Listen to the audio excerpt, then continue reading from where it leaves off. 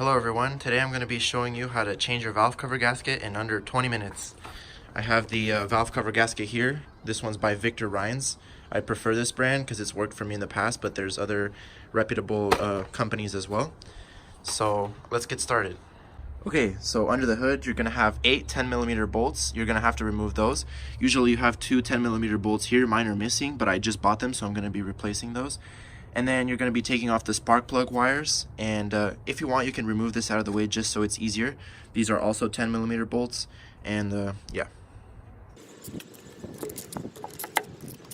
And for this nut right here, you can use like just a normal wrench because it's kind of hard to get to with a socket, so just do it like that. And once you undo this clamp right here, you're going to push off this breather hose, but just make sure to take the clamp off because if you're like me, you've lost it under the engine before. Just put it somewhere safe. And then lastly, you have to remove these 2 bolts too, or you can try to slide it under, but it's just easier if you remove these 2 bolts as well. Remove these 2, you can just pull this out of the way. It's optional, you can remove the spark plugs, but if you're careful, you can just hold it like this and pull the valve cover up with one hand. Okay, once you remove your valve cover, this is also a good time just to check your rockers, make sure everything's in order. And obviously here's the old gasket, so you can just pull this off gently. You kind of have to pull it off a corner at a time so it comes off properly, but you just want to get that off and clean the surface well, and then you're ready to put your new one. Okay, once you check everything, just get a rag with some brake cleaner or some sort of cleaner of your choice and make sure you wipe it down really good. And also, don't forget to clean the actual valve cover. Sometimes people forget this step. And the next step I'm going to do is I'm going to apply a little bit of silicone right here or some gasket maker just on the plugs, just because these are rubber and sometimes it can let a little bit of oil through and in the back. So it's just kind of like a precaution just to make sure it doesn't leak.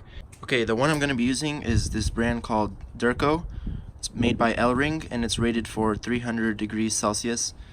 And this is kind of like a preferred gasket sealer for German cars. I bought this from a local European car shop.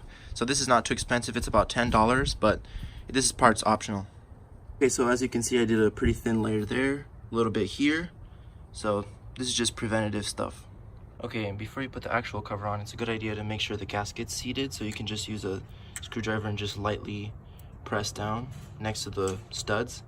That'll just ensure everything's seated properly and ready for the actual cover.